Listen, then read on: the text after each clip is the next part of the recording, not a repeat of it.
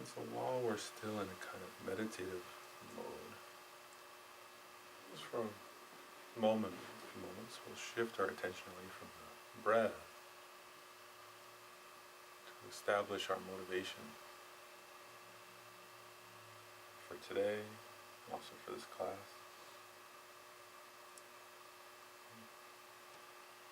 First, we can recognize that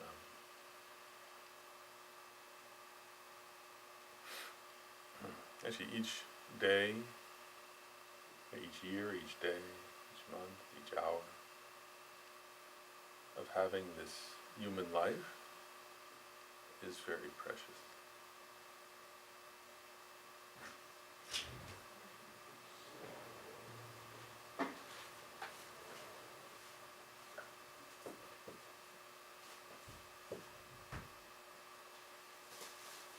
The human body, human brain, human mind are so useful. Right? We can analyze, we can reason, we can think. We can decrease our own negative qualities. We can cultivate positive qualities.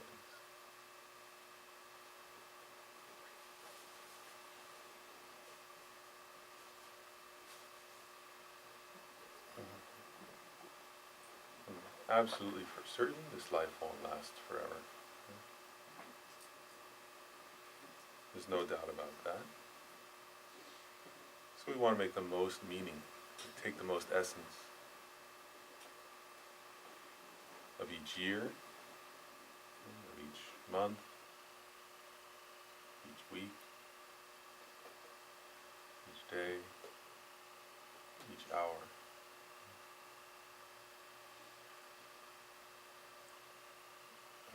We often forget, actually, how precious our own lives are. If we're threatened, but when we wake up in the morning, oftentimes, we're getting ready for work, whatever, we don't think about it, actually. Right? But this, right now, is our life,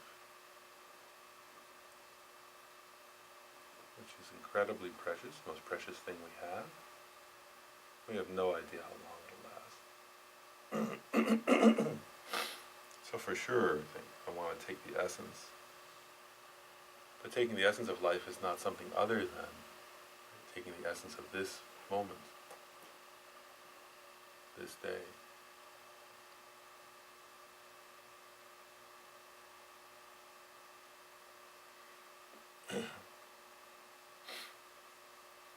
So it's said that even the Buddhas, right, if they were to search, when they have searched actually for eons, can't find any better way to take the essence of life than bodhicitta, living the life with compassion and love.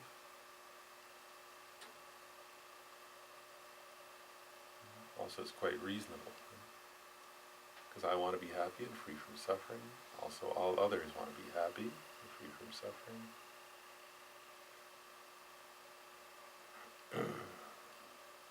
So living in that way, trying to alleviate the suffering of others and myself, to bring about happiness for others and myself,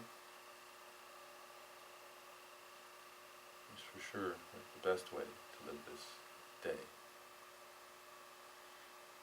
So we commit in our hearts then, that so at least for today, I'm going to try to live with the motivation of cultivating love and compassion, especially for this class, right? We'll be together with a sense of love and compassion, striving to become enlightened for the welfare of all sentient beings.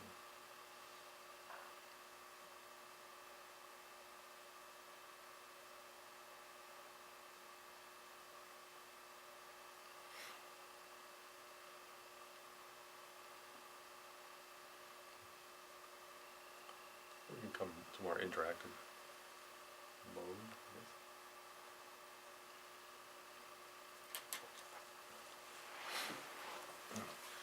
So, can everybody hear in the back? Is it okay? Sounds good.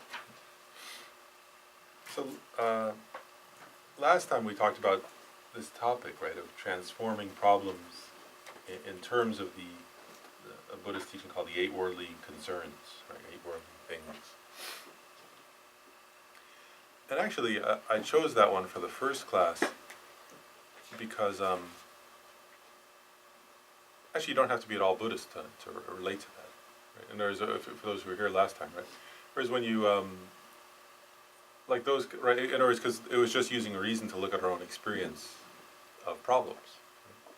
And so if you know, it's very clear. In other words, anybody who's willing to face how their own mind works, right, can analyze and see the truth of those points. Like, so for example, we can see from our own experience, right? If I set up big expectations, right, and then somebody comes along and has their own expectations, right, and so therefore my expectations aren't met, and then I get very upset and angry at that person. Right? There's no mystery that in other words, like ordinarily we think, well, it's their fault. Right? But in terms of if we actually analyze, you don't have to be. Doesn't take anything other than self-honesty, right? Honesty with yourself. If you watch to see, well, hold on, like, I did set up those expectations, right? I then became attached to those expectations. You know, other people also have the right to have their own expectations, their own agendas, their own actions. And so then when my expectations are upset, I say it's a problem, right? And I get upset. Or so if you look at yourself, you have to admit, if you watch yourself in that way, well, okay, so I played a role in that, right?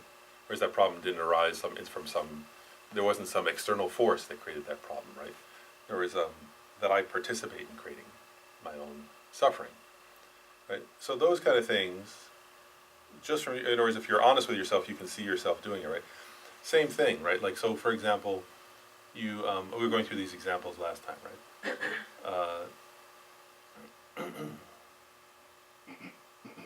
You know, like, last time we went through the example about money, right? That, like, so if you set up an expectation, well, I want to have this much money, right? And I want to get this kind of amount, right?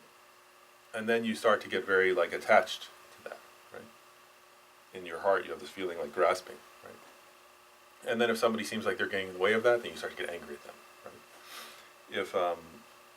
If you start to achieve that goal, actually you're suffering, right? You don't notice you're suffering, but actually you're getting more and more grasping, right? Then if suddenly the amount goes down, then you have a lot of suffering, right? And so on. So, in other words, last time we were just looking at how psychologically, right, a Buddhist analysis of psychologically how we create our own suffering, which is like through, in the case of the 8 worldly concerns, right, it's grasping at some things and having aversion to others. Right? So we very much want certain things, we're very averse to others. And as long as we're in that kind of state, it's natural. In other words, there's no escaping suffering as long as you're in that kind of state. Anyway, we talked about that last time, but I just wanted to remind people. So then today what I wanted to do actually is to talk about some ways of transforming suffering, or ways of viewing suffering that are specifically Buddhist, I guess you'd say. And I'll start actually just briefly, right? Like, so some of you know, right, you've read, or we talked about it here at times. Like the Buddha himself, right? He you know, people know this, right? He was a prince, right? Prince Siddhartha. His father was very overprotective of him, right? Everybody knows that story, right? And you know, and his father tried to give him everything, right? His mother had died, so it was just his father who was trying to give him everything. His mother died soon after childbirth, right? He had an aunt who looked after him as well. And actually, so why did the Buddha start to seek enlightenment? People remember the story? Or is his life story, right? In other words, he saw certain sights, right? His father had been overprotective, and then there came a point where he went out, right, and he saw an elderly person and realized, remember when he says to his, what's it called, charioteer, I guess you call it. He said, does that just happen to him, or does that happen to everybody? Right? And the charioteer said, even kings, right, and queens, if they don't die, they get old. Right? And he saw like the crooked back, and the sufferings of aging. Right? Then he saw somebody, right, terribly ill. Right? You know, we all see that, right? It's terrible, actually, right? Like, in other words, when you're terribly ill, it's a terrible experience, right? Even just a really bad flu, right, which is nothing, right, compared to the other sufferings of illness, right? So the Buddha saw somebody, a future Buddha, Siddhartha, Prince Siddhartha, saw somebody terribly ill, and he said, "What is that? Why is that person acting that way?" And he said, "Everybody gets sick." And then the third sight was people mourning over a corpse. Right? Again, what's that? His father had kept him away from death. Right? He said, "Everybody dies, right? Whether you're, you know, wealthy or poor, male or female, you know, powerful or weak, strong, you know, like strong or not strong, doesn't matter, right? Death comes for everybody." And so then, right, that was the beginning of the Buddha's, and then he saw a monastic and thought, "I've got to seek." He saw somebody who looked peaceful, actually, right? And it's interesting, right? Why was that surprising to him? Actually, actually, we should know this, right? Kings aren't very peaceful, but actually nobody is, right? In other words, you look around, right, and whether you're, the point is that what the Buddha was seeing, right, the future Buddha was seeing, is that, you know, actually everybody wants to be rich and powerful, right? So like you look at, most people are suffering because they wish they had more comfort, they wish they had more power, they wish they had more, wealth, they wish they had more, sensory pleasures, right? So if you don't have a sensory pleasure and other people do, then you want that, right? And then the Buddha saw, so finally, he was born at the top of that chain, and he looked around and said, "Nobody's happy. Like, everybody else wants what we have, then my dad's not happy, my aunt's not happy, and I'm not happy. What's the point of this? Like, what's the point of, so that was he was beginning to understand what is samsara, right? In other words, he was looking at the process and saying, that's samsara. In other words, samsara is not a place, right? It's not a perfume, it's not a, samsara is us, actually, right? So he was seeing that, right? And then he thought, I've got to seek something, a happiness that's genuine, right? Or if his father wasn't happy as king, the father said, "Well, you'll be happy, you'll be king," right? He said, "But you're not even happy. I'm a prince, I don't even have the responsibilities as a king, and I'm still not genuinely content in my heart," right? Actually, you don't have to look at the Buddha for this, right? What the Buddha's insights were the same. Actually, like, it's funny. Little kids say, "Oh, I want to," like sometimes little kids, right, they say, "Oh, someday if you wanted, you could be president," right? Then you look at anybody who's president, oh, it's feel terrible for them. Like, after 4 years, I have so much more gray hair. I have seen them, but, it's a terrible thing, right? Like, horrible suffering. And they say, "I want it again," right? But the pressure and it's terrible, right? And the same, we were joking about it one time here,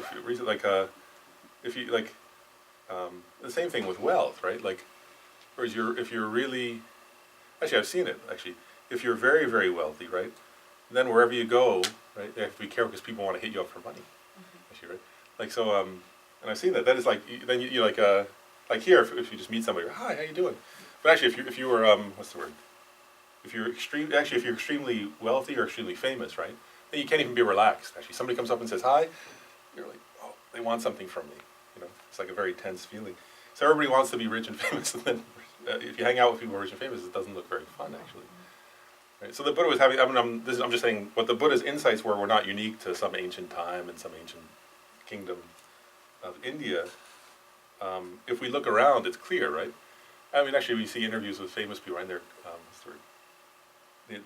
talking about the suffering of having what's it called? The photographers who follow them around?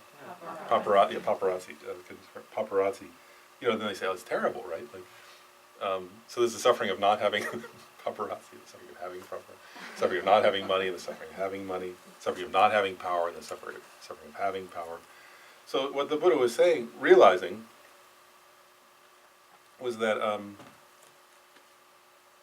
that was not a satisfactory situation, right? If there's a kind of happiness that's deeper than that, that's more genuine than that, that's more lasting than that actually in one's heart leads to a genuine sense of freedom and of joy and of peace, right? Then that's worthwhile. So the reason why I bring that up, one is it's true in the Buddha's life, but the other is,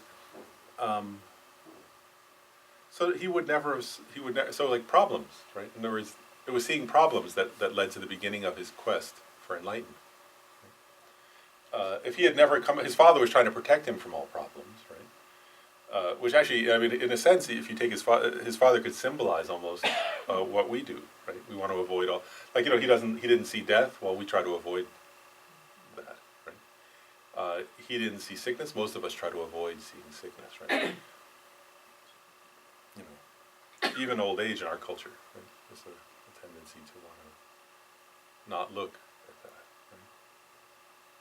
So we have like hospices to send people who are dying, and old age homes to send people who are sick or something, or we want to keep people, not always, but oftentimes that's true in our culture, because our culture is like the Buddha's father in a way.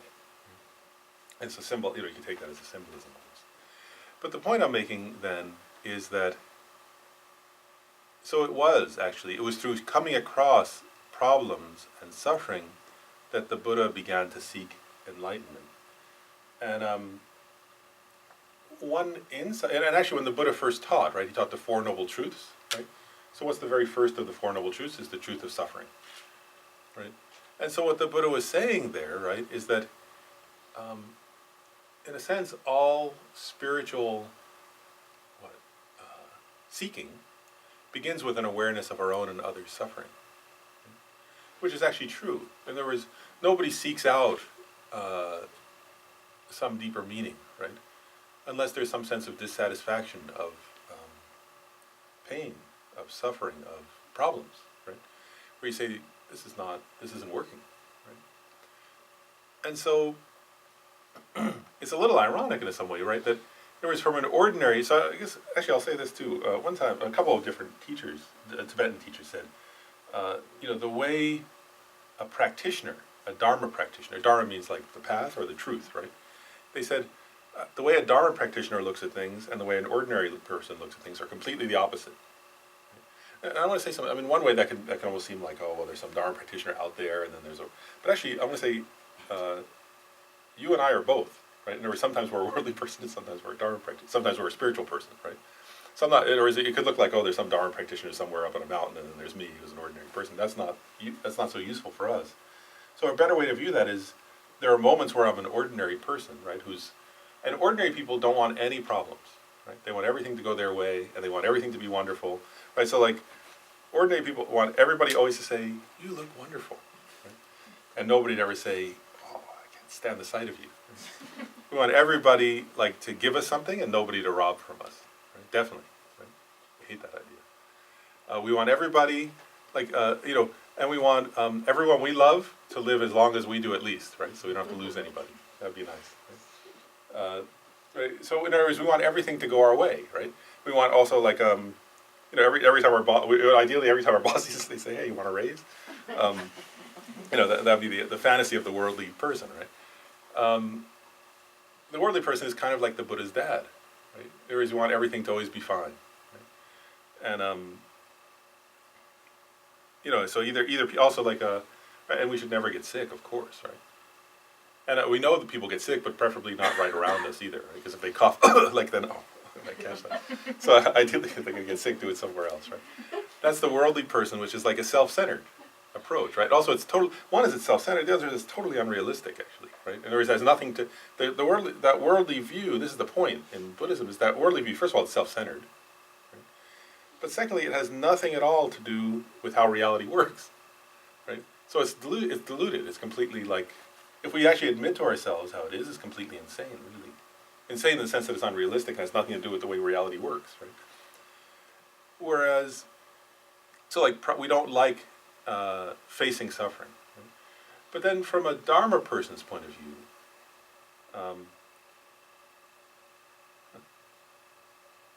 I'll just share a very brief story that just struck me about this point of like, actually one of the teachers who used to say that was Rinpa Rinpoche, who passed away. I remember one time he said to me, between now and when some other thing was going to happen, he said, there are going to be a lot of problems that are going to arise. And he said, but you and I don't care about that because we're Dharma practitioners. I remember I looked at him and I said, really? I'm still not going to I'd prefer if the problems didn't happen. I didn't say that, but you can see on my face, I was like, and he just smiled. He said, we don't care at all about problems. We embrace problems, that was his point. And I was like, well, I don't know. I wish I could avoid him. So there, in that case, right, he was being, as always, the Dharma practitioner. I was often the worldly person. But the point is that so when you're practicing spirituality, it's called, right, or Dharma, the spiritual path, right. There is actually, so then problems have the opposite aspect, right. So from the worldly perspective, problems are the worst thing in the world. Right? Whereas from a Dharma perspective, right, from a spiritual perspective, actually problems are totally necessary. Right? There's in the beginning they're necessary to motivate us to change, just like the Buddha, right. The Buddha never would have started, also will never start. In other words, you never start a spiritual practice unless you have some kind of sense that something's not right. Then, as you go along, actually you keep needing problems to motivate you. And there's like, for example, if you're trying to learn about compassion, right? I want to learn compassion, but I don't want any problems. That's a little silly, right? Because compassion means being willing to face the suffering, right? Whereas somebody who has compassion is willing to face their own and others' suffering, right? So if you say, I want to practice compassion but not have any problems, it's a little silly, right? It's like saying, I want to breathe but I don't want any air. You know? It doesn't work that way, right? And so then, okay, so then I want to share. So then when problems come along, right, if you're practicing, so now we're assuming, right, that you're starting to practice like spirituality, right, a spiritual path, right? In this case, a Buddhist path, right? So then there are so many. Then, like when problems arise, right? Actually, and this is the point today. This is like kind of the theme for today. Now I can say, is in a way it's this. It's that you know, they say that the Buddha, right? I mean, he met with different Indian teachers, but actually they say he did his. Actually, if you look at it, I mean, none of them taught him what he needed to become enlightened. In a sense, if the Buddha had any teacher at all in that life, he had teachers in previous lives, they say, but in that life, his teacher was suffering, actually. I think nobody, I mean, it doesn't say that in books, but if you look, in other words, he learned through suffering compassion, right?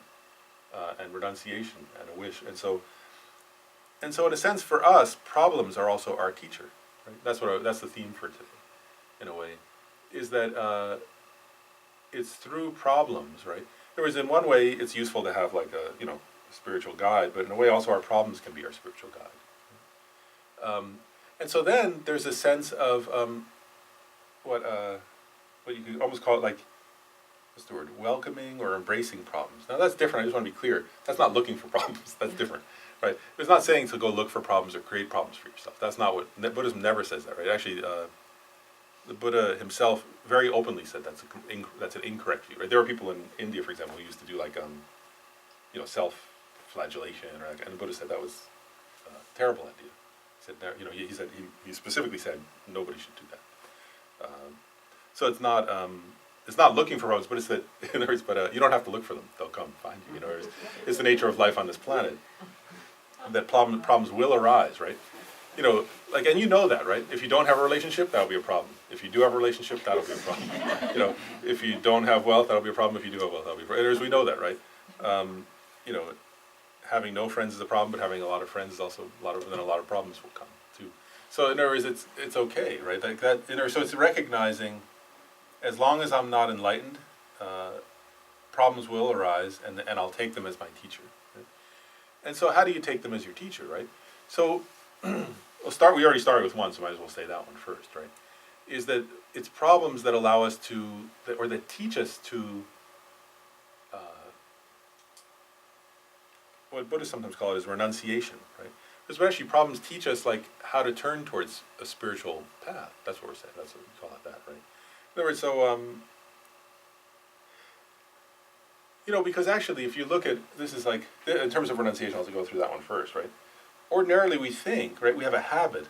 The habit is desire, actually craving, like an unenlightened desire or craving desire or whatever you want to call it, attachment. Sometimes they translate it as, right? But that doesn't mean all desire is bad, but it's a particular kind of desire, right? In other words, like for example, we've gone through this before in other classes, but you know, in other words, if you know, if I'm thirsty and I drink water, that's not what we're talking about here. What we're talking about is the desire that overestimates the object. Does that make sense? That overestimates things. And we do that all the time, actually, right? So we all the time are going around thinking, oh, I'll be happy if I have what? Right? You can substitute anything, right? Whereas whatever you want at that time, oftentimes you'll do this, right? Sometimes it's just like an ice cream sundae, right? I'll be so happy if I eat that. Oh, yeah. That'll be really like, right now I feel like, especially, actually check, like on summer's just ending, right? On a hot summer day, if you're feeling like, and if you're feeling a little down, then you have some idea. Oh, wow, there's a, whichever, Baskin Robbins or some other, whatever place, right? Oh, if I go in there and have that, I'll feel better. We don't think that consciously, but if you check your emotions, that's the projection, right? And you're actually already visualizing ice cream in a certain way, right? It's like you have a visualization, and you think, when I have that, then I'll be happy, right? And actually, we do the exact same thing with relationships, right? With other people, right? Oh, when I have them, then I'll be happy, right? When I have this kind of person, then I'll be happy. Right? But we do that with everything, and we overestimate, right? The object. We think I'll be genuinely happy when I have that, right? And actually, if you have the ice cream, right, then what happens? Actually, it's very clear, right? In our culture, actually, what happens is you start to think, oh, my cholesterol's going up or something afterwards or whatever, or oh, I gained weight, now I'm not. Now I won't be able to have the person. I can't have both. I don't know which am I going to get, the person because I look good or the ice cream. So it's always a problem. Actually, there's always problems that come. I'm just joking a little bit, but you get the idea. So anyway, in the teaching of problems, right, is that you start to realize, wow, only through experience. Whereas nobody, actually, I'll say this too. If you check, usually when those things are going well, like actually, right, there's like people don't really start. Actually, if you check up, check yourself. You don't have to look at other people if you want, but look at yourself, right? Whereas, when somebody's first. Well, actually, I'll say it both ways. Like, while you're eating an ice cream sundae, are you very interested in spirituality? No. Right? Not usually, right? Also, when people are first what they call falling in love, right?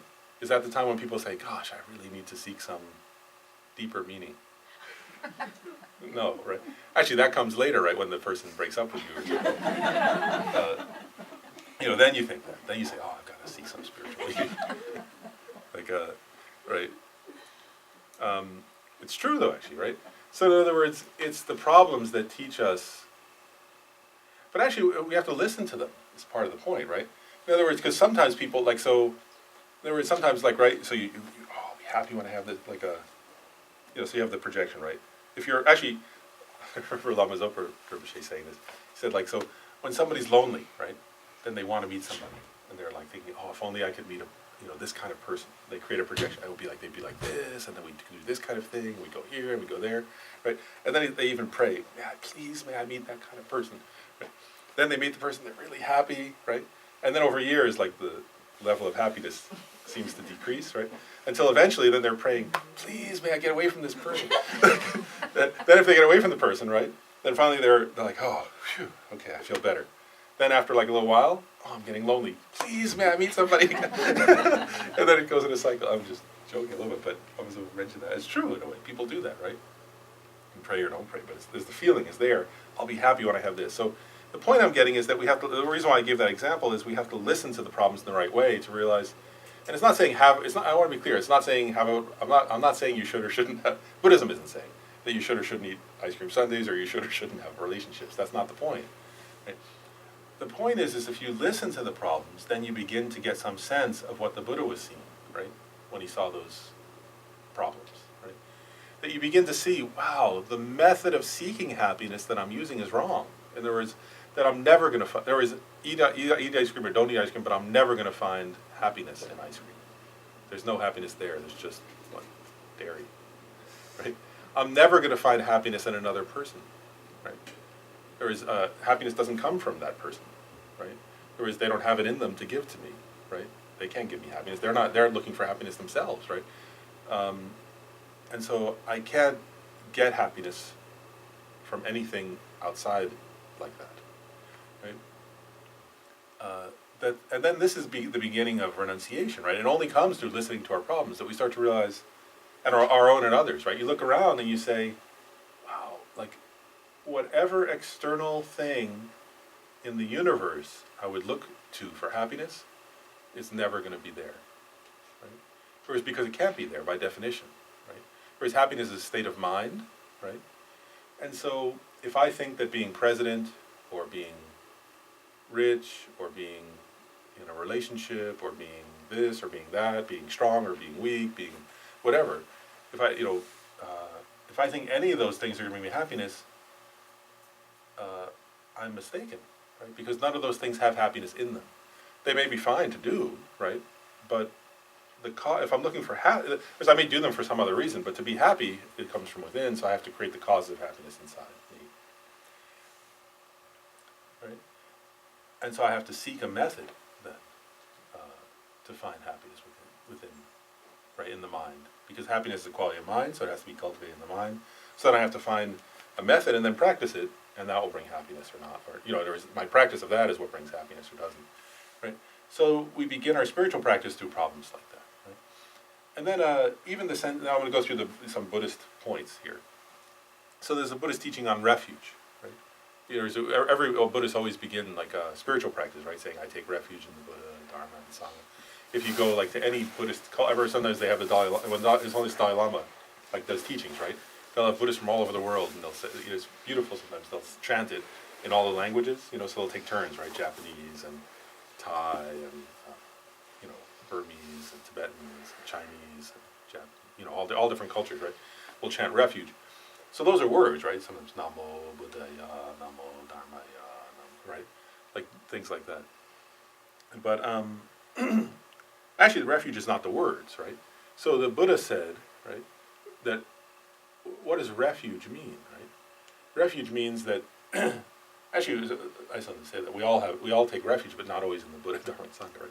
With refuge, you have a sense of fear and then a sense of faith, right? Faith in something that will help you. Right? So oftentimes, actually, if you look at it, like sometimes you see people take refuge, like people say, I'm afraid that my cell phone isn't working well. And I saw a commercial, so I have faith that the iPhone 5 will be really good. Right? So that's like refuge in the iPhone. That's not a valid form of spiritual refuge. But I'm pointing out there's a psychological element. It's like faith, right? Faith that something will make me happy. So in Buddhism, the idea is that faith should be something in something, what's the word? In an inner path, right? Of the mind, for training your mind, right? So, faith in that case is in the Buddha, who teaches that path, the Dharma, which is the actual path, and the Sangha, which are people who practice that path, who can help me, right? But actually, you have to have fear also, right? Fear of some suffering, right? And that's why I'm just pointing out. So people don't really take refuge. That's why I said earlier, right? People don't take refuge much while they're eating ice cream or while they're falling madly in love, right? Which means more like that's not real love in a sense, right? It's some kind of excitement. But so actually, problems are the source of refuge, right? In other words, we don't take. In other words, you have to have the Buddha, Dharma, and Sangha for refuge, but you also have to have problems that you're concerned about, right? And so one practice, right? Whereas if we start to so if you start to experience a problem, right? From a Buddhist perspective, one way it can be a teacher to you is like Khensa Rinpoche pointed out when he was teaching at the center here on refuge. He said people who have really realized refuge, which is one of those trainings in Buddhism, of really like taking refuge from your heart. He said they take refuge the way a child turns to their mom, right, when they fall down. So a child falls down and starts to cry, right? They look to mom and they say, "Please help." And for a child who fell down, mom's a good refuge usually, right? That's as refuges go, that's probably a good choice. So the point here is that on a spiritual level, right? Whereas you may go to some class and hear about refuge, or you may even like formally take refuge with some monk, like maybe help you. You do a refuge form, a ritual, right? And say, "Oh, now I'm Buddhist," right? But actually, the real meaning of refuge, right, comes when you have problems, actually, right? So if you have problems and you say, wow, like I'm turning to the Buddha, and how do I apply the Dharma, how do I apply the teachings so that I can change my mind in order to become more liberal? Because the Dalai Lama points out, right, he says, if you just recite the words, it doesn't have too much power, actually, right? Whereas reciting mantras or reciting some refuge formula doesn't have a lot of power, but it does have a lot of power, right? If when you're facing, somebody gets sick, right? And they think, on the one hand, their body, they take refuge maybe in the doctor, right? But if in their mind they think, how am I going to cope with this? And they turn to their spiritual practice, right? Now that has some real meaning then, right? Whereas they're really taking refuge from their heart at that time, right? They're saying now is the time. If I don't apply it, I'm going to really be miserable. I've got to try hard, right? So I'm pointing out now that that heartfelt kind of quality of refuge comes mainly when we face problems, right? So one benefit of problems is that it deepens our refuge practice. Does that make sense? Okay. I want to go through a few others now. I'm going to go through a few different kinds of. Another one, and this one is usually hard for, I don't know how to say it right, people who weren't raised Buddhist. It's like a challenging point, but I'll share it because it's a good teaching. And so another one is based on karma, right? The teaching based on karma, right? So what does karma mean, actually, right? There's karma. Well, first of all, the word karma in Sanskrit means action, right? But it's like the cause and effect of actions. That's really what karma is. So it's what our actions lead to. Right? And one thing I'm just going to share because I've noticed it. Sometimes, like when people you see when people in popular culture or something, when people talk about karma, they'll often say about somebody else, right? Like somebody will do something bad and they'll go, well, karma's going to come around on them, or something, or we don't like to think that of ourselves much, though. That is disturbing, which shows our self-centeredness. Actually, doesn't. But actually, so the teachings on karma are this, basically, to put it simply, right, is that when you do an action motivated, right, because the determining factor in karma is the motivation in your heart. Does that make sense? So it doesn't matter. In other words, if somebody, I was give a simple example, right? If somebody gives a gift, right, you can't tell yet if that's a positive or a negative karmic action. Right? The reason why is this: is let's say the person's giving, let's say I'm giving so and so, I'm giving Gabe a gift because I want, because I'm giving a bigger gift than that person because I want them to feel better, right? That's not a positive karmic action at all, right? I mean, it looks positive. I'm giving a gift, but if my motivation is to make somebody else feel bad, that's not positive, right? Whereas stealing, usually listed. I mean, anyway, you get the idea. It's the motivation, right? If you were stealing a gun so that somebody wouldn't kill somebody, that's not so bad. The point is that it's the motivation mainly that determines an action, right? So an action done, Nagarjuna says, right, an action done free, totally free in your heart from any aggression or hatred or anger, from any ignorance, and from any grasping or craving for something, right? But done with just a sincere open heart is a positive action.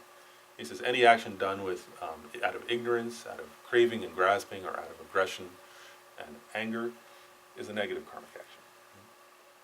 So it's the motivation that counts. Is the point there, right? So, and the Buddhist teachings say, right, that all happiness comes, right, from positive actions. Right? So actions done with love, with compassion, with patience, with a generous heart, right, that kind of thing. In other words, those are all positive, and any actions done out of grasping, craving, jealousy, pride, obviously those are not positive actions, right? And so then, according to Buddhism, right, according to the Buddha himself taught, right, that then, so our experiences of happiness and suffering are dependent upon our own actions. Right? So then, now it comes, so then coming back to problems, right? So when a problem arises, right, there's a Tibetan saying, right, that says something like, problems are a broom sweeping away negative karma, something like that. Problems and suffering are a broom. But so the idea here is, again, if you're taking problems as your teacher, right, is that, when they say when good experiences arise, right, when positive experiences arise, rather than grasping at them to think, good, I'll keep doing good things. Right? Whereas like, so, something good happens for you, if you're taking that as a teacher on karma, right, like, so let's say some positive experience happens with somebody else, right, you then think, well, good, okay, I'll keep being kind and loving, and good things will keep happening for me and others. Great. But from a Buddhist perspective, when problems arise, right, there's if you're thinking from a karmic perspective, then for sure you would think, well, in other words, problems arise due to negativity. So, so this problem is a teaching, or first of all, they say that by the ripening of that, right? So in other words, that when you do an action, there's this karmic imprint or seed, right? And then it ripens at some point when the cause and the conditions are correct. Right? And so the idea would be that when a negative experience arises, that you would think, well, if I can, this is a time where if I can change my mind, right, and be patient, tolerate this problem, and not do negative actions again, then my future will be better. And this is a little complicated in a way because, so I'm going to start with an example in this life, but then the hard part for people who aren't raised Buddhist is sometimes it's hard to relate to the idea of that one created a cause in a previous life, although that's the Buddhist view for problems, oftentimes, not always. But in this life, to take a simple example, right? So if I, right, act, on a given day I'm in a bad mood, right, and I act impatient and arrogant and rude to somebody, right, or annoying to somebody, right, and then I see them a week later, right, and I'm not in that same mood anymore, and I'm walking along, and I bump into them, and they don't treat me so nice, right, well, I may get annoyed with them, but I have to pause and say, hey, wait a second, if I am honest, right, last time I saw them, I didn't treat them so well. That's their last memory of me. They weren't so pleased to see me, right? Like that, And so if you take some responsibility, in other words, like, so in that case, right? In that case, if I get mad back at them, what's going to be the result, right? Or so if they come along and they say, I say, hey, how's it going? And they're like, not so great now that I see you, right? Because last time they saw me, I was annoying, right? And then I say like, hey, get lost, and whatever, start, insulting them, right? I'm going to get more back, more of their annoyance and anger back, right? And it's going to escalate, and then the next time I see them, it'll be worse, right? See the point there, right? So, in other words, I started a chain of events, right, by acting annoying or obnoxious to that person. Then the next time I got that back, and if I act more annoyed, they're going to act more annoyed, right? And eventually, that's how, fights, all kinds of problems, huge problems can come from that, right? On the other hand, right, if when I see them the next time and they act annoyed to me, if I stop and I take a breath and I think, okay, wait a second. Last time I saw them, I was kind of not very nice. I don't blame them. And then I say, hey, listen, I'm sorry. I know you're probably not so pleased to see me because I was kind of rude last time.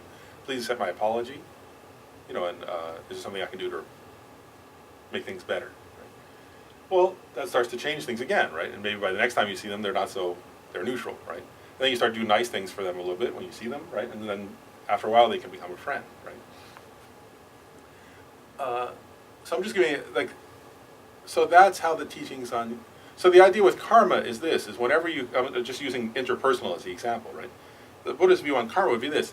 If you come across somebody, right, and you have a negative experience with them, if you can't find the cause that started in this life, the Buddha would say, well, it started in some previous life, you did something with them. So now's the time to change it. That's the point.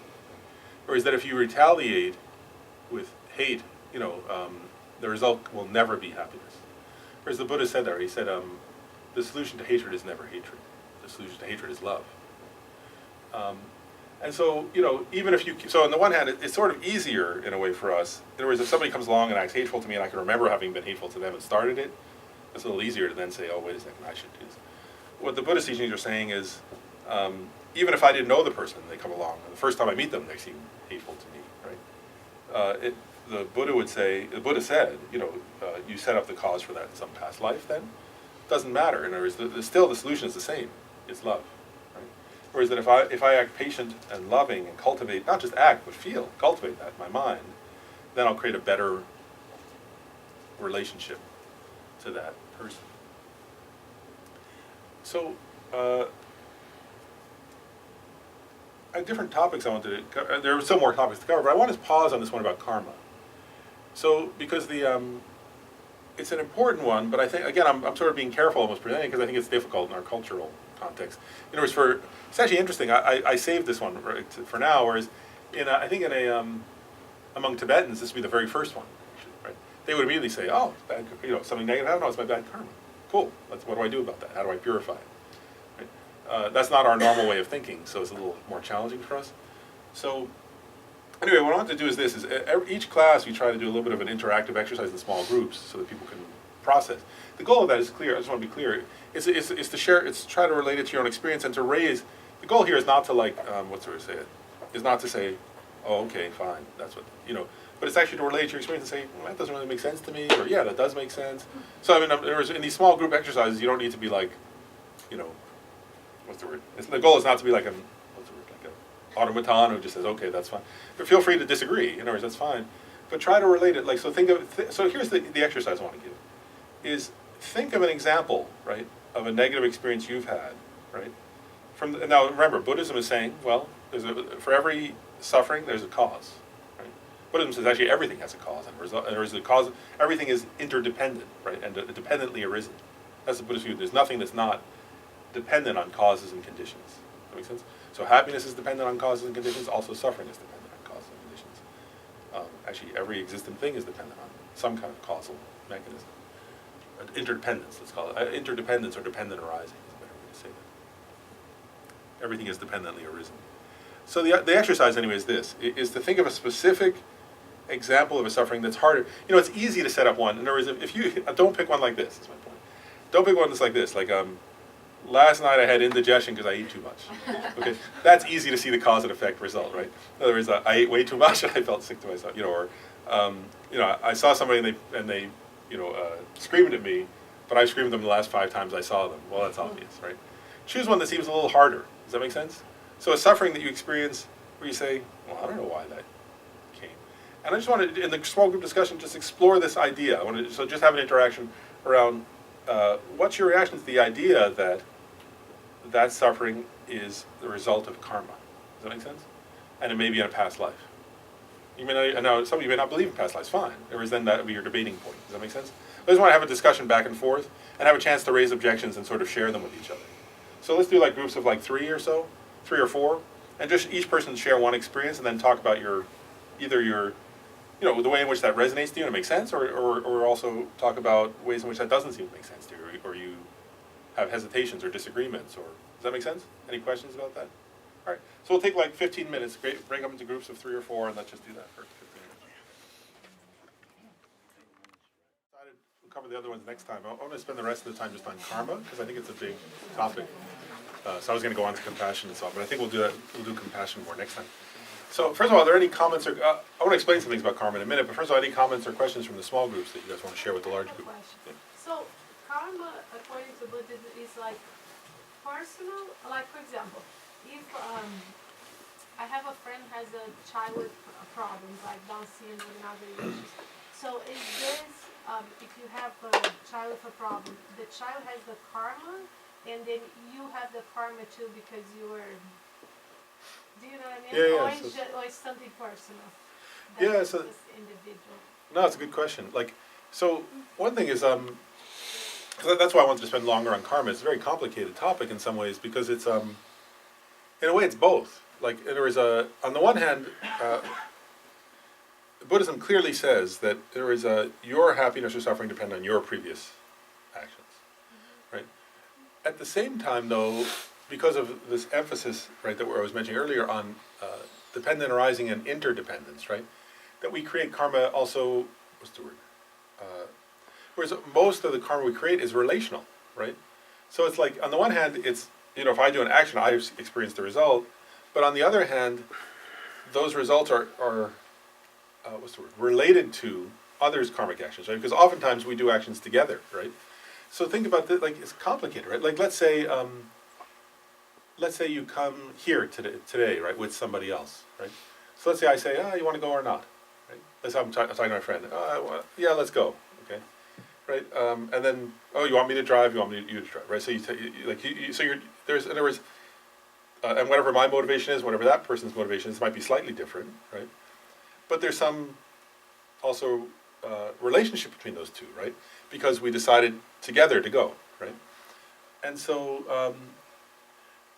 like in Buddhism, they talk about, so in one sense, all karma is individual, right? But they give examples, right? They'll say, for example, there's also what they call group karma, right? But group karma is still individual in a way, but it's when a whole group, let's say a whole group of people, for example, well, this happens all the time, right? That a whole group of people, each with their own motivation, but their motivations are similar, go ahead and engage in an action, right? It might be a very positive action, like a group of people coming together to pray, right? Or it could be a very negative action, like killing, right? War, yeah. Right? And so then in the Buddhist teachings describe how oftentimes then those results will be experienced together, relationally. Now in this case where there is and still it's complicated, right? Like, so for example, so take the example you gave, right, of a parent and a child, right? Now clearly there's a very intimate karmic relationship. Buddhism says that's the most, one of the most, not the one of the most intimate and important relationships between people. Right? So for sure, right, those people, those two beings had to create karma together in a past life in order to be able to be related in that way. But clearly the experiences are different, right? In other words, like the child's having a very different experience from the parent, right? Sometimes the parent's experience may be very positive, like, just feeling adoration. Other times it might be very negative in the sense of, suffering. In other words, not, like, wishing that the child could have something they can't have, some experience they can't have. And so, so for sure, I mean, I don't know the details of the karma, of course, only an enlightened being can know that, but for sure we could say that they would have created a karma together in the past, otherwise they wouldn't have this intimate connection now. But in that case you would say, well, they each created a different, maybe, relationally they each had a different motivation or created a different action, but in some relational ways, so that they could then experience things relationally together. So that's why, you start to see why karma is so complicated though, right? Take a much simpler example, right? I'm just going to give a very simple one because that's one that lasts years and is very. But take a very simple example, like somebody, like the one I was starting to get earlier, right? So I don't know somebody and they come along. Well, I'll take a very simple one because this is a typical one. So I go to a new town, right? Actually, this happened to me once. I remember when I was young, I drove to California. I left my car somewhere and something got stolen, right? Now, I don't even know the person who stole it. I never. I came back to the car and it was missing, right? So from a Buddhist perspective, right, I don't even know the person, so it's not a whole string of, but the Buddhist, I remember at the time, even because I was already Buddhist, I would think, oh, wow, like, I must have stolen from them. Whoever took that, I must have stolen from them in past life. Okay, that karma ripened, So it was relational. In other words, I had my experience of suffering, maybe I get back, oh no, wow, what am I going to do, and how am I going to, whatever. But then that would be the Buddhist view, right? So I look at it, if you're Buddhist, in your training in karma, right, you look and you say, well, I must have stolen in a past life. At least I finished that one little karmic, problem with somebody, let it go, something like that. So that would be a small example. You can see then it gets much more complicated if it's many experiences with a person. But then the other person is building that karma. Right, that's the problem. The one question I have is, what do Buddhists say about the rebirth? Like, do you have any saying, like, how you're gonna, like, say you had a relationship with that child as, a different relationship you had in the past, and then you rebirth. Can you choose to rebirth with that person so you can work on that karma, or? Yeah, so that's a good question too, right? This is why I want to spend longer on karma. It's complicated, right? And so I want to be this is an important one, so it's good to be very clear that from a Buddhist perspective, like an ordinary, I want to separate, like I'm talking about ordinary people now, not like there's one thing, there's a different teaching on what great spiritual masters can do. I'm not addressing that right now. But for like an ordinary person like us, like me, let's say, right? It's complicated because on the one hand, since it depends on karma, right, on my actions, Buddhism would say it's not like I can, after I die, they call it the bardo, right, the between one life and the next. It's not like I can just say, gosh, I'd like to be, like it's not like I can make a list. Gosh, I'd like to be rich. I'd like to have a nice family. There's obviously, if it were that, then everybody would have that. That's not the way it works, right? But so it's not like we can choose in the sense of, or we can't choose in the sense of like, what's we say it? Like, what they would actually, the way they say it is oftentimes they say they use a metaphor, I think almost. They say you're blown by the winds of your karma. So the karmic wind blows you where it will, kind of thing. But that means you do have a choice in a way. And I'll say how, right? So it's not that you can choose after you're dead, like, oh, I'd like to be this or I'd like to be that. But we can choose now. And this is actually the important point. And so even take the example of one person, like you were asking about, right? Like, so an individual person. And there are many examples of this, actually, if you read the stories of the Buddha's previous lives, right? Where, like, so this is part of actually spiritual practice in a way, is that, so let's say you have a certain kind of relationship with somebody, right? But then actually this is what karmic, like, so this is good. So I said earlier, karma, right? It means, actually there are steps to karma, right? First is you set up a motivation, right? And the motivation is the main determining factor if it's a positive or negative karma, right? I said that earlier. Then there's the actual action, right? Whatever that action is. And then at the end, you could do a dedication, right? Where you dedicate that karma towards something. And so Khensa Rinpoche actually used a good metaphor for this, a nice metaphor.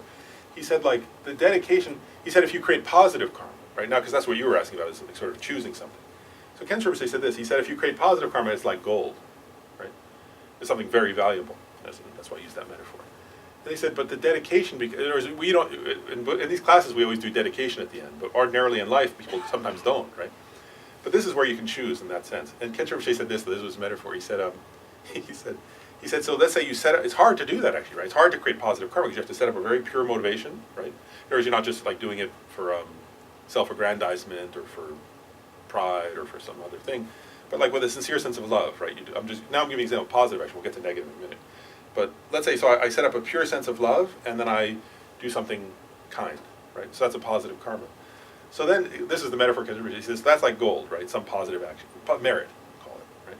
So then he said, but the dedication becomes important. He said, because he said if you have gold, he said one person could turn gold into a toilet, right? And somebody else could turn gold into like a Buddha statue, right? And he said it depends on the artist or on the artisan or whatever. And then he said, so how you dedicate that, then you're determining how it's going to ripen. You have to do all three steps, though. You have to create a positive motivation, do a positive action. But then he said, then the dedication becomes very important.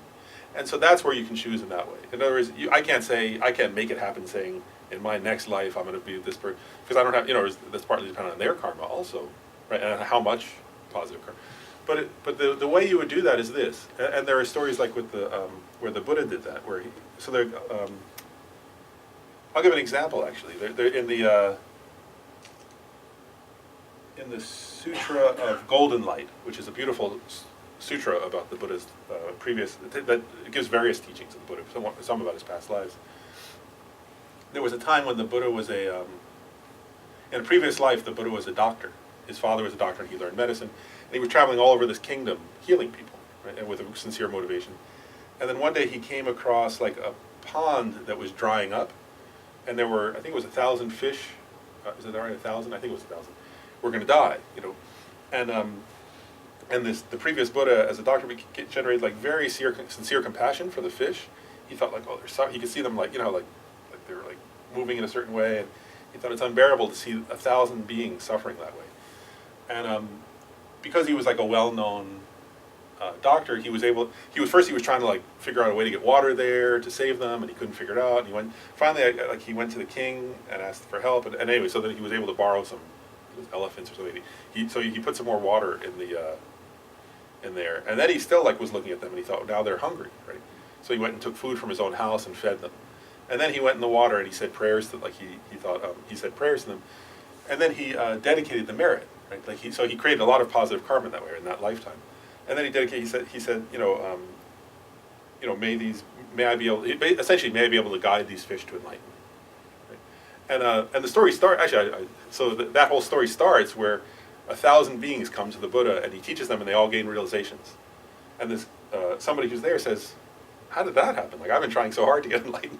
They came and poof, like they got, and the Buddha said, it all started that lifetime. Those 1,000 beings, I created merit and I dedicated, may I be able to guide them.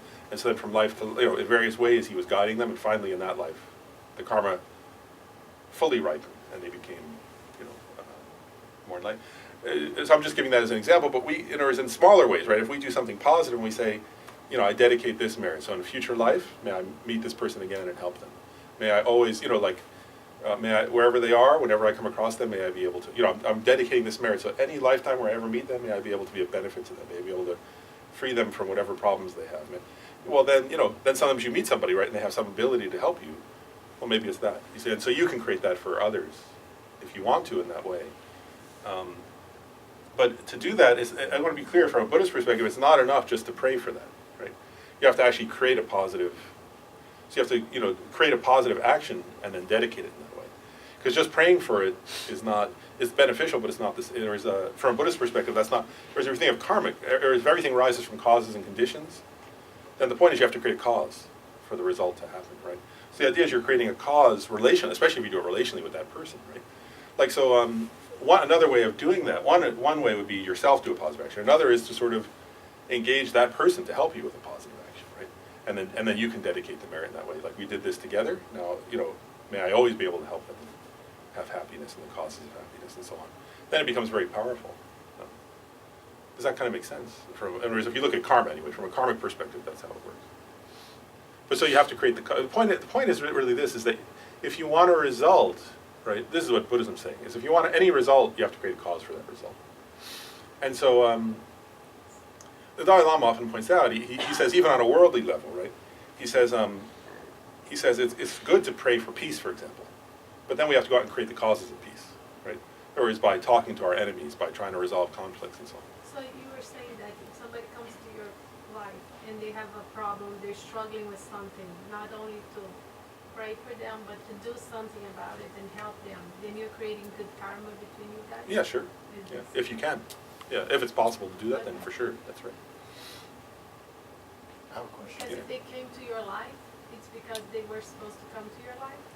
It's like You can say, or they can't, one way of saying it would be if they, if they're, like, what's there to say this, like, that they have karma, well, I would say this, or rather, usually Buddhists wouldn't, the traditional Buddhist stance would be, not so much they're supposed to, as that they have a karmic connection to you.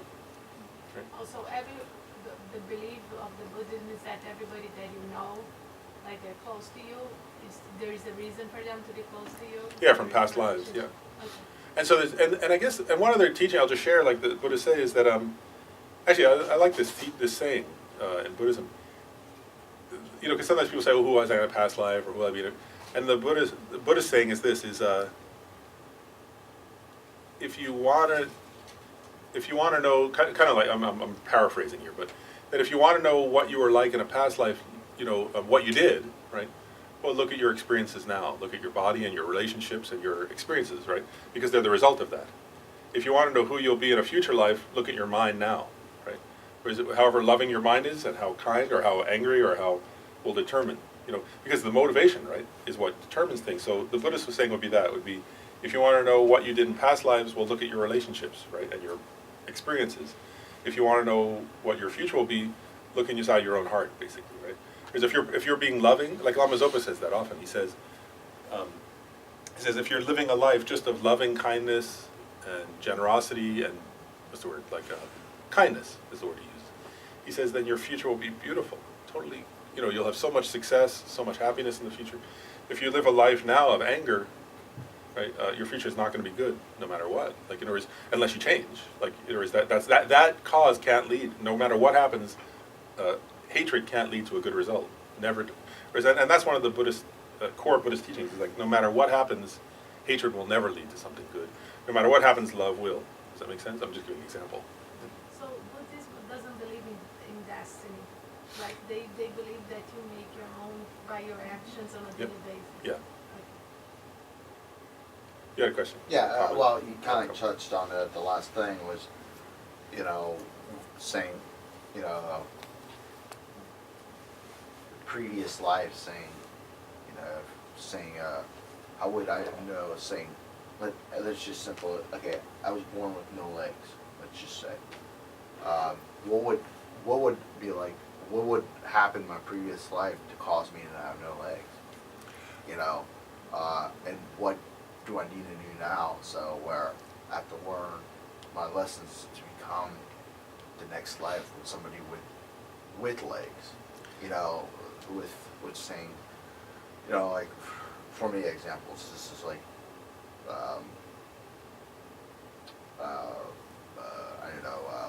judgmental. I'm a very judgmental person. What did I do in my past life to become this very judgmental person? And I know it's bad, but how would how would I know what did I do so I don't repeat that judgmental again and again and again and again? Actually, this relates to the right next point I wanted to explain, so I'll go through it now. It's good. is a, which I was going to skip this today, but I think we'll go into it because it seems good, is that in Buddhism there, like the Buddha taught, when he taught about karma, right?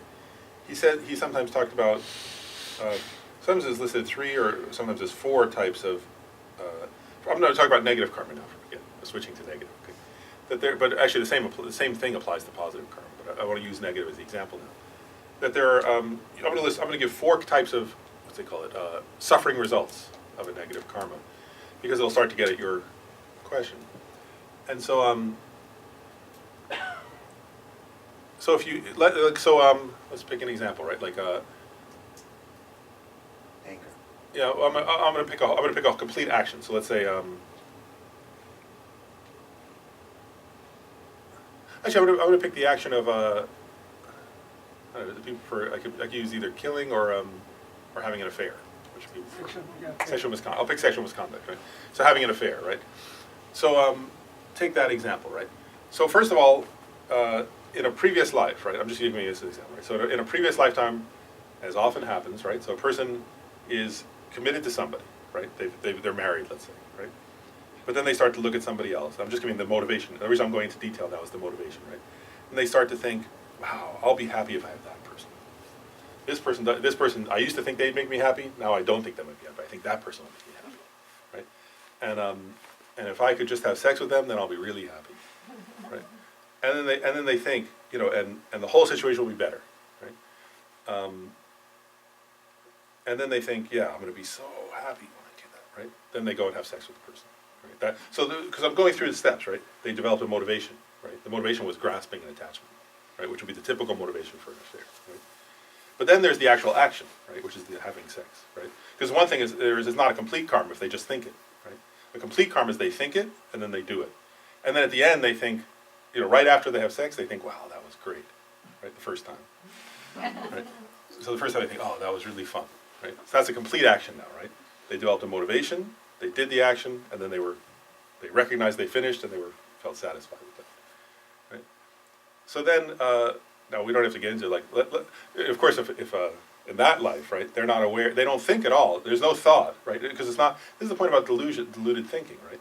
There's no thought at all about the suffering it'll cause to that person's spouse, the suffering it'll cause to my person. You know, the person doesn't think about any of that, right? Because that's grasping. We're exaggerating the positive, right? We just think, oh, I'll be so happy. We don't think about all the suffering that's caused to others, right? But then, of course, what starts to happen, right? Then somebody sees a whatever. What would it be? Now, you know, I don't know, in the old days it was like a phone bill or something. Now maybe it's still credit, email, or whatever. Right. So then people find out, right? And then, right, what happens? So the spouse becomes like, has so much suffering, right? Where they like wish they were dead, right? It's like horrible. Oh, I don't want to go through a divorce and children and all that, right? And then the other person's spouse finds out that so much suffering happens, right? So now that's just in that. That's not yet the karmic results. That's just like the immediate results, right? You can see. So now I'm going to get into and then that person ends their life and they're thinking back about their affair, right? Now I'm going to go through the 4 kinds of suffering results. So the first kind of suffering result is rebirth in lower realms. Right? So that's the first result, right? So in other words, that's one kind of result that can happen. So if that particular karma ripens, in this case, like Buddhism would say, that person might be reborn, for example, because it's a craving, right? It's a grasping kind of karma, right? Actually, oh wow, I just thought of one. So there's this Buddhist teaching. Actually, I think this is a great metaphor, so I'll share it. It's a great metaphor for people's experience even in this life. But it's actually, there are many different like lower realms in Buddhism, hells and hungry ghost realms and animals. I'm going to share one hell realm.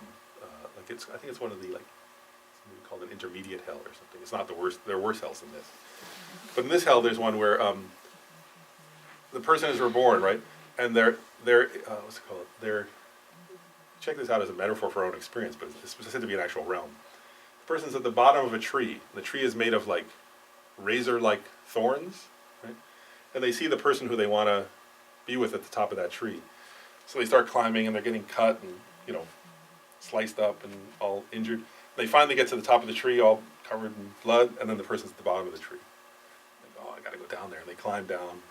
They get to the bottom and the person's at the top, and they just do that over and over for a lifetime.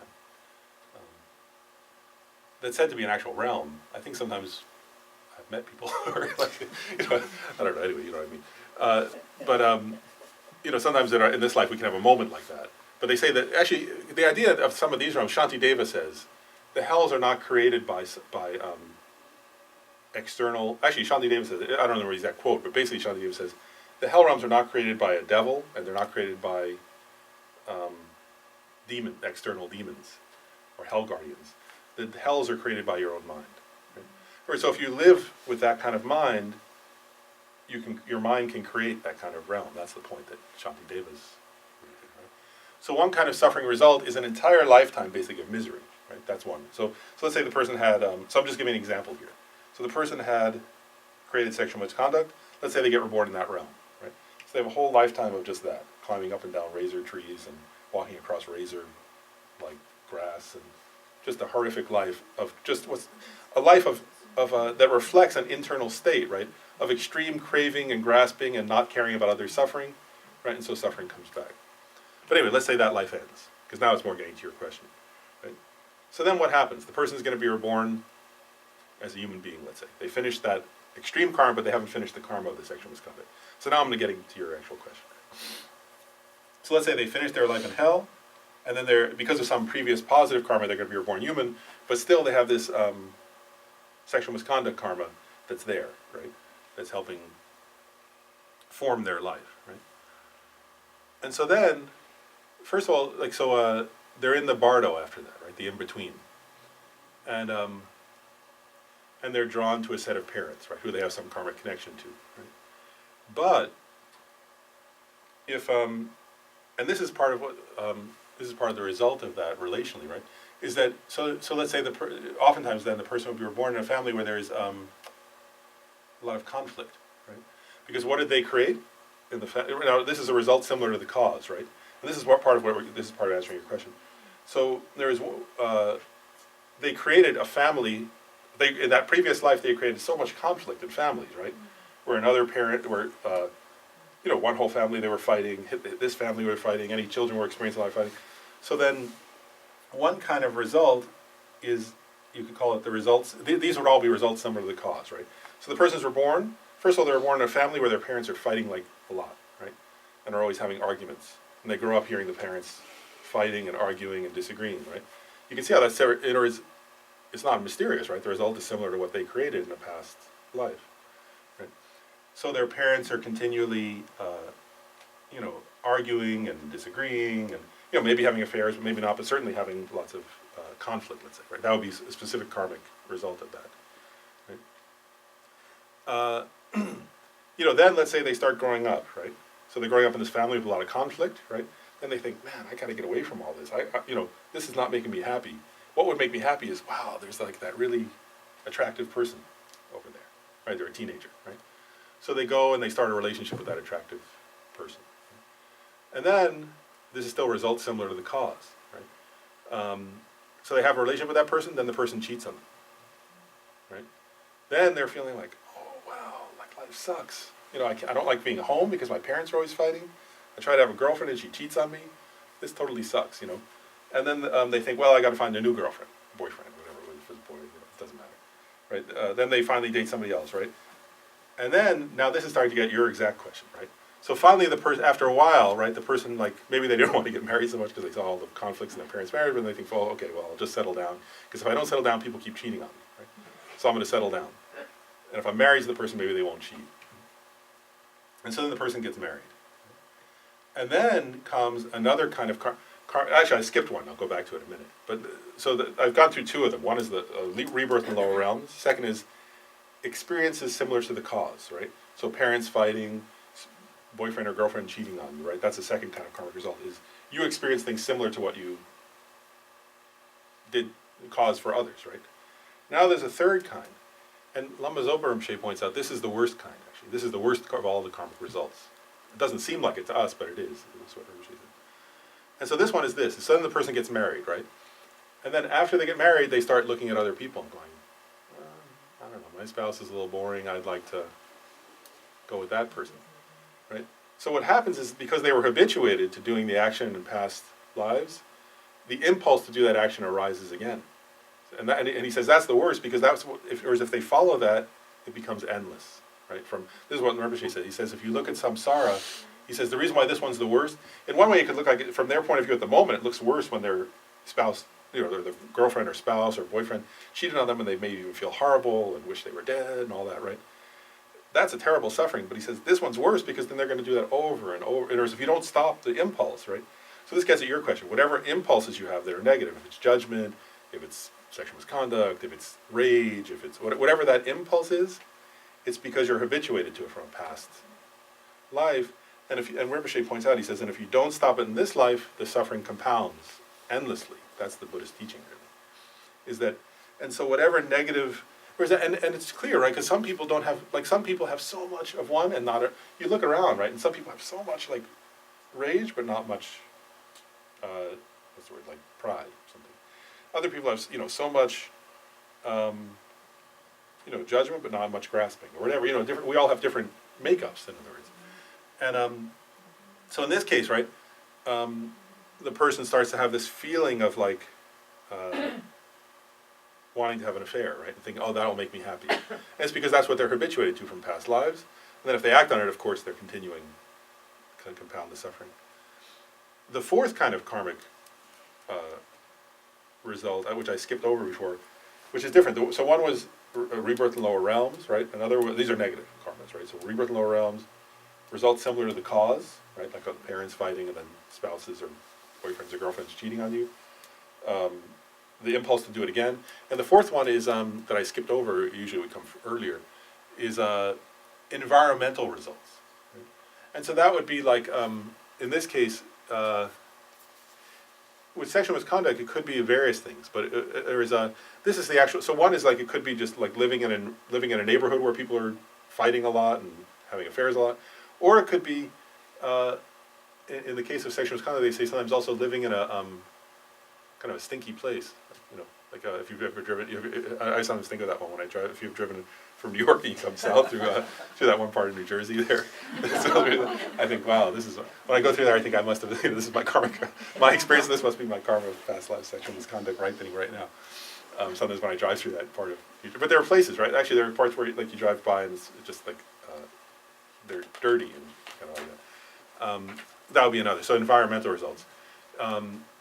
One of like stealing an environmental result might be, which is different than results similar to the cause, which is somebody doing something relationally to you.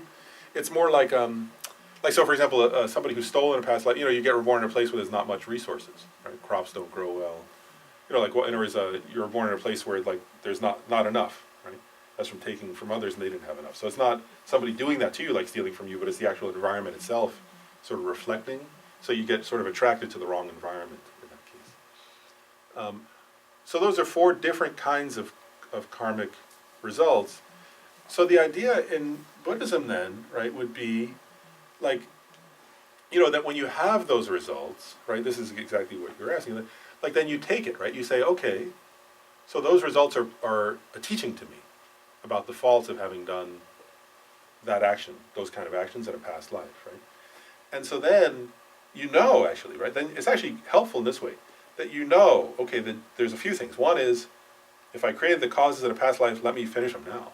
Like, let me be done with that, right? In other words, I don't want to continue this, even in the rest of this life, much less future lives.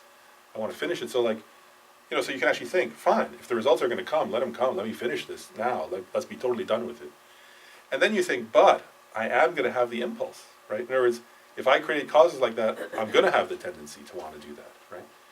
But this is part of the bearing of suffering, actually, is one of the versions of bearing hardships or bearing suffering, is to say, when that impulse arises to do that action, I don't care what happens, I'm not doing it, And that's where actually, I want to say, like, this gets at how you purify karma, actually.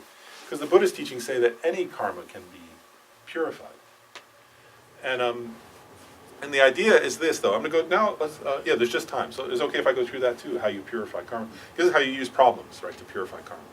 So take, Let me clarify. go When you ahead, talk yeah. about clarify means saying, that past life, your example of sexual kind of right, I just used that, behavior. yeah. You're going to talk about how to stop that thinking or clarify, or you're stuck with that until... No, how you purify the whole thing, so Yeah, you won't, okay. none of it's going to Yeah, continue anymore. Yeah, okay. Yeah, you purify the whole shebang, so to Alright. speak. Yeah. That's so let's say the person, like I'll take the example. Now this is why problems are helpful in a way, right? So the person, let's take that example, right? So the person grew up in a family with a lot of conflict, right? Then their first girlfriend cheated on them. I'm being a boy just because it's easier for me to say it that way. But then the second, whatever. So they had numerous problems like that, right? Then maybe well, and actually, typically it would be this, right? Then they get married, right? And let's say, then they, actually two things would happen. One is, let's say either their spouse cheats on them, that's one possibility, or the other is they have a lot of conflict, right? And they think, oh, this person's really annoying, let me go sleep with somebody else, right? So at that point, they're at that point, right, where all kinds of all kinds of karmic seeds have been ripening, right? They've been suffering, and now they have the impulse to repeat the behavior, right? But now if they think about the teaching on karma, and again, you could do the same thing with any negative karma, right? I'm just picking that one as the example, but the same would apply to any negative experience, right? So what the person does then is, if they recognize it, they would stop, right? And they would say, wait a second, I've had so much suffering from this. My whole life has had this problem, right? Like, it's been terrible, actually, right? Like, I didn't like growing up, hearing my parents fighting. I didn't like, it was horrible when people cheated on me. It was like, the whole thing has been so much suffering. Also, if I do this action, I'll cause so much suffering to others, right? This is like, you have to actually, this is the first step of karmic purification, which is what's called intelligent regret, right? Where the person starts to look at the thing and gets intelligent about it, right? Gets reasonable about it and says, that kind of karma, that kind of action is like a nightmare. It's terrible, right? Like, in other words, when others do it to me, I suffer. If I do it to others, I suffer. The environmental stuff of parents and children, it's just horrible. And if you think about the amount of suffering in the world from that, right? Not just my own, but others, you start to think it's like unbearable almost, even to imagine, right? How many families there are in India, in China, in America, if you go through like the world, right? Like in Africa, in Asia, and, Europe, and so much like where families feel like hell, right? There is a household that feels like hell sometimes that happens, right? Then you think, I don't ever want to be involved with that again. Like, I'm sick of it. I'm sick of all the suffering. I don't like it anymore, right? But then you think, meanwhile, I have this karma, right? Like you said, I have this impulse, right? I have this, both the environmental, I'm still fighting with this person. I still have the impulse to do that, but I'm totally sick of it, and I see it's only a cause of suffering, right? That's the first step, is intelligent regret. Then comes the second step, which is refuge, right? And this is what I was saying earlier, why problems lead to refuge, right? So you think, it's basically like a feeling like I can't change this alone, right? So I turn, now you can see how it's like that sincere refuge from the heart, like a kid turning to their parent, that you turn to in this case, if you're Buddhist, you would turn to the Buddha, the Dharma, and the Sangha. So you would take refuge, you'd say, now I mean it, like, Buddha, please help me. I got to change this. I've got to change, I have to change this pattern. I have to apply the Dharma and change my mind and, what's the word? And break out of this, right? So that's the second power. So there are 4 powers to purify karma. First is intelligent regret. Second one is refuge. And then you also, with refuge, you do a second half of that, which is generating compassion, or bodhicitta. So you think, also, I'm never going to become enlightened if I continue, right? That's a huge obstacle to my enlightenment. I'm just craving, I'm suffering, I'm miserable. I can't help anybody. I can't even help myself like this. And so you, as you're thinking of the refuge in the Buddha, you think, I want to become like you, Buddha. I want to become enlightened. I want to become somebody beneficial to others. As long as I'm stuck in this, I'm like somebody, I'm like a drowning in a cesspool. How can I help anybody else? My goal is to become a fully enlightened being, to really be what's the word to say this? Like a light to other people, a compassionate presence to other people. I'm not any of that if I'm stuck in this stuff. Does that make sense? And again, that applies to any negative karma. You see my point?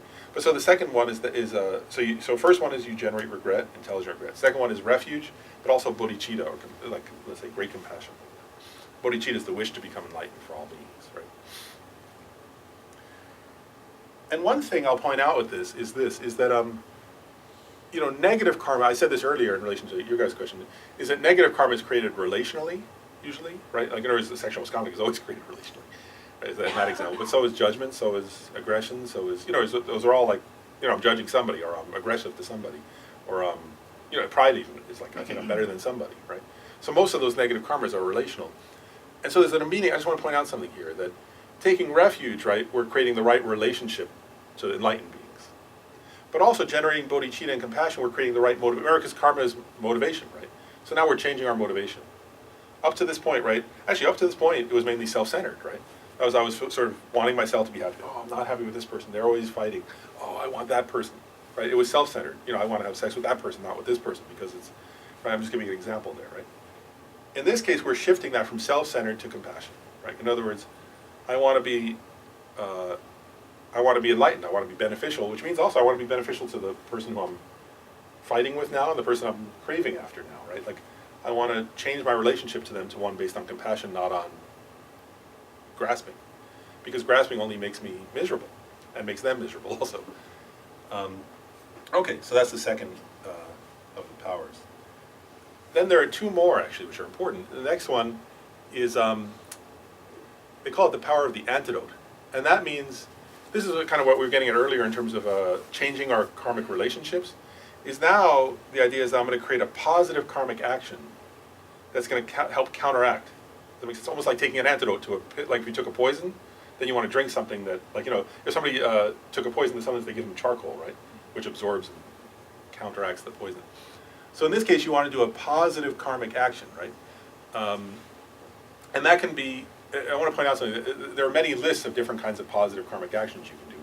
But here you're doing it specifically to counteract a negative, right? You're saying, in past lives I must have done this, so now I'm doing this specifically to counteract that, right? So sometimes, like, people do, you know, like in Buddhism there are things like certain mantras people recite or certain visualizations people do, you know, so you could do that, right? Or you can read scriptures about emptiness and something, you know, like there are ones like that. Or if you want to just be simple, right, you could go back and be extra, you know, do some very great kind, you know, do some real genuine kindness, like to your parents who fought so much and, you know, suffered a lot themselves, and go be kind to them. To your spouse who you've been fighting with, and go be kind to them in some way, right? It's up to you what the positive, you know, so the positive karmic action can be you go meditate and do something, or you can go out and, like, you know, but with this motivation, right, realizing, wow, I've suffered from this, my parents have suffered from that, my spouse has suffered from it, I almost made my spouse suffer more by having the affair, whatever, like, now I'm going to go do something positive for all those people. I'm not even going to tell them I'm doing it for this reason. I'm going to keep that part secret, because I don't want to go tell my parents, oh, you did this in a past life, that's only going to hurt them, right? That would be like some kind of arrogance or something, like I'm telling you who you are, right? But I'm going to do something just kind to them, but I'm going to dedicate it this way. I'm going to do something kind for them, you know, like that, right? So take that as the example, right? So you go and you do this kind action. And then there's the fourth, the last one, the last power, is called the power of restraint, right? And that one, in this case, would be this, let's say, right? Would be, okay, so I've done those positive actions, I've done all that, and now restraint would be, sometimes you can do it, like in this case it would be probably smart to say, okay, I'm going to do it my whole life, right? I'm not going to do sexual misconduct in this lifetime, right? In some other cases, it can be just for 5 minutes. If it's like getting mad, let's say, right? Well, sometimes you can't say, I'm never going to get mad again. That's not realistic, right? But you can say, okay, you know, for the next 4 hours, I'm going to, no matter what happens, I'm going to, like, practice training my mind to not get mad. And tomorrow I'll do 5 hours, whatever, you know, like that, build up. You know, so it depends what the action is, right? You know, if it's something that you can restrain from. If it's like a, you know, because a part of it is this, is like, if it's a behavior, like, let's say the one I gave, having an affair, well, you can just, anybody can stop that if they want to, right? If it's a thought, sometimes you can't just stop it, like by wishing. Right? So you say, okay, well, for 5 minutes. Sometimes it comes down to, I'll start with 5 minutes. I'm going to sit here, and no matter what happens, I'm going to just keep focusing. I'm not, you know. And then the other one that's part of that is there are meditations that are actual antidotes to those thoughts, right? So whatever the thought is, actually in Buddhism there are like, what's I say? So for example, you know, in the example I gave earlier, if it was sexual misconduct, right? So you're exaggerating, right? It's desire exaggerating the quality of the object, right? So you think, oh, this person, and I use the word object on purpose in a way, right? Because you're objectifying that person, right? You think, oh, they'll make me happy, and I'll be so happy if I do that, and so on, right? And so you might say, okay, I'm also going to do a meditation now as an antidote to that delusion, right? To recognize the, what's I say it? Like to see that as a delusion, or to meditate over and over again on, first of all, so actually to sit down and do, this is not focusing on your breath, it's you sit down and you think, okay, actually that person cannot make me happy. Actually, what I'm thinking will make me happy will make me suffer. And here's why. You would actually contemplate over and over again, right? How your own delusion, in other words, that my delusion is saying this will make me happy, and yet for sure it'll make me suffer. And how do I know it'll make me suffer? Well, you can use reasoning, right? The Dalai Lama often points out, the use of reason is very beneficial in these cases, right? And so I'll apply those antidotes once a day or twice a day until I decrease that delusion. But I know I have a karmic propensity to it, so it's going to take time, but for sure it can decrease if I keep applying the antidote, right? And my point is, if you go through those that whole kind of plan, then what Buddhism says is that, and what the Buddha said actually is this, is that depending on the sincerity with which you do that, depending on the sort of intensity of your the purity of your motivation, and so on, and also how concentrated, how focused you were. In other words, if you're doing it kind of in a half-hearted way, versus with real focus and intensity, then and so on. Then what the Buddha said was that that kind of four steps, so then sometimes you can completely purify the karma where it's just finished. Like in other words, you completely stop any.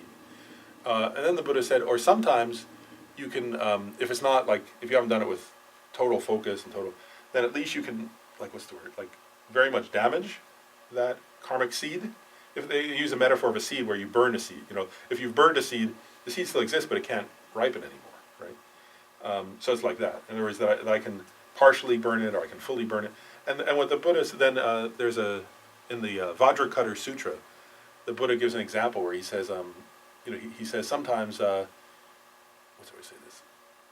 That if you well, it doesn't say all this, but basically it's this: is that if you do those four powers very purely, you may just completely finish the karma. If not, then it may ripen as a small result. There is a smaller, in some small way in this life, but then finish.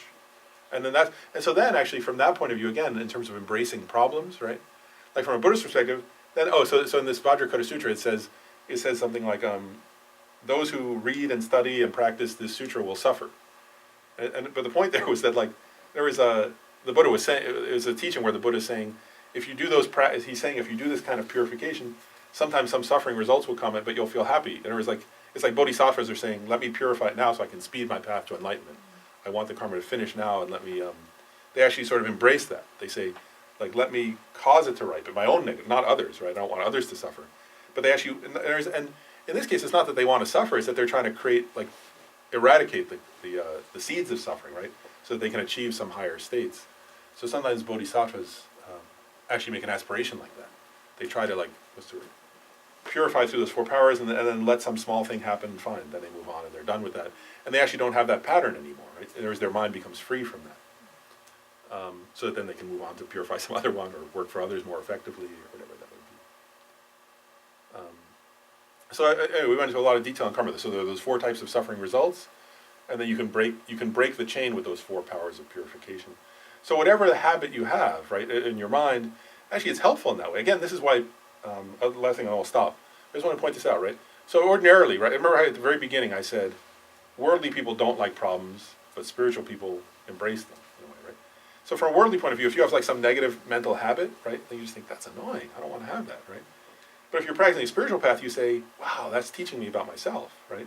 That's teaching me what I did before, what I'm habituated to. And if I don't, and this is the lifetime, and like I said, started with the very, very beginning, right? Human life, right? This kind of life we have where we can study and think and analyze is the best life for self-transformation, right? So you would think, well, good, I'm human now. I see what my habits are. Now I can change them. Now I can apply antidotes. I can do those four powers. I can, whatever the tendency is that I have, I can find antidotes to it and work against it. Use reasoning and use analysis and use experience to counteract it, so that that's the only way I really progress. Otherwise, I'm just going through the motions. It's only when I see what my own delusions are that then I can counteract them, and that's real progress. So in that way, you see what I mean? So if you're really practicing, then when you have some bad mental habit, you're like, oh, good, now I see it. Now I know what to work on. That's the one for me to work on, right? Until I can improve, then I'll work on the next one. I have one quick question. What happened if you do the act? Let's say, give food to the homeless. Let's just say that. I really don't want to give it, but I'm just doing this because of karma only. I don't feel, I don't feel the gratitude. I don't feel the love. I don't feel any of that. I'm just doing this for the self-interest of me because of karma. Is that really karma, or is that self-centeredness that I'm going to get a reward out of this? I'm not really helping this guy out, because at the very end, I'm the one that's going to get the reward because of karma. Is that, Yeah, so I'll say this then. If I mean, actually, if you, according to Buddhism, if you, at least, actually, they talk about in Lam Rim, the stages of the path to enlightenment. They talk about 3 scopes of spiritual practice. So they say, actually, they say anything aimed at just. They say actually anything aimed just at this life is not particularly spiritual. So in other words, if I'm just aiming at having more money or having more power or having more pleasure, that's not spiritual. That's just regular. Right? But then there are 3 scopes of spiritual practice. The lowest scope is something aimed at future lifetimes. The middle scope is aimed at achieving liberation from samsara altogether. And the highest scope is aimed at enlightenment for the benefit of all sentient beings, so great compassion. So in one way, I could say if you're doing it at least for future lifetimes, like saying I want to have a better future life, at least you're in the lowest scopes. That's not all bad. That's one part of it. That's a partial answer, right? Whereas it's better than doing something for this, just like, whereas if you're giving something to others thinking, well, I'll have a better future life, that's the lowest level, but it's still spiritual practice at least. You know, that's still better than, you know, just keeping it for yourself and saying, I don't care about my future life. You know, and you're not doing it just to show off for this life. Whereas at least you're not doing it just to like show off to somebody else for this life, right? You're doing it to try to have a better life in the future. So that is still spiritual practice. It's just it's the lowest of the 3 levels. So that's one thing, is that's not so bad. It's still better than before. So one thing is that's okay then. But the other is this is then as part of a practice, let's say you recognize that. Okay, I know I'm not at the level of really practicing. Well, then also it's a teaching to us later on. In other words, so fine, do it, you know. And then, but it's also a reminder to oneself. Okay, so then slowly I'm going to try to cultivate. In other words, because I'm not familiar yet enough with like that kind of, I don't know what's the word, compassion, generosity, love, and all that. I'm just like, don't feel it, but eventually maybe That's it it. will happen. Yeah, so you have to cultivate those. In other words, it's a reminder that okay, so I also got to do the practices to cultivate those, and they'll rise later, you know. So Yeah, do it's the like actions almost with fake this. it till you make it kind of thing. Yeah, yeah, yeah. That's exactly right. Yeah, and do the contemplations. There was like the other thing is that like my mind's not familiar with those yet enough, right? But if I think about okay, those people really are suffering. They're just like me. You know, if I were in their state, you know, it's like so slowly it'll increase if you train your mind like that. Does that make sense? Yeah. And that's all. So that takes time. Yeah. Okay, we should start. So let's just as we stop, let's do the like I said, you know, since we talked about dedicating the merit, right? So we all came here for a couple hours. We like tried to. We set a good motivation at the beginning, right? And then we tried to like understand, discuss, contemplate something positive. So let's dedicate the positive karma we created, right? Because we don't want to make a toilet out of it. We want to create something good. So, you know, I'll just start with some general ones, then you can make up your own, right? But for one thing, we can dedicate it, right? So that we can, since we started with that we dedicate this merit, so that like the Buddha himself, right? We can in this life and all future lives, take whatever sufferings and problems we meet as a path to enlightenment. We can dedicate the merit so that in this life and all future lives, we stop creating causes of suffering for ourselves and others, and always create causes of genuine happiness for ourselves and all others. We can dedicate this so that we can progress along the path to enlightenment, achieving all the inner realizations of love, of compassion, of wisdom, so that whoever we meet, we can be like a light of wisdom and love for them in this life and in future lives more and more, up until we become like fully enlightened Buddhas, enlightened beings, right? Fully awakened beings for the benefit of all sentient beings.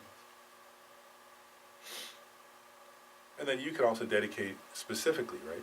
As you've thought about some of your own like problems or sufferings in this life.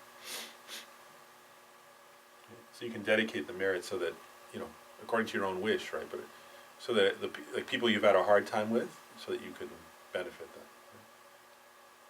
So that your relationships can become one of kindness.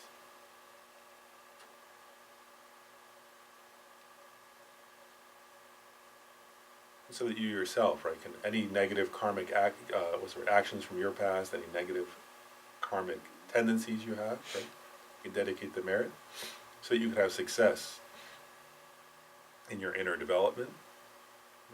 So to completely overcome those patterns, to purify that karma, to overcome those negative, unhealthy patterns, and to replace them with patterns of relationship and of thinking and of feeling that are realistic, that are open-hearted, that are grounded in empathy, compassion, kindness, and wisdom. So you can, there, in that way, become, that's actually a specific way, right? You'll become enlightened.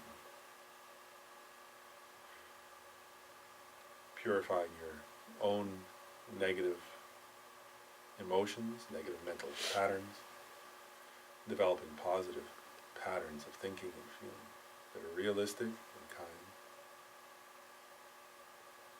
in this life and in all future lives. May it be like that.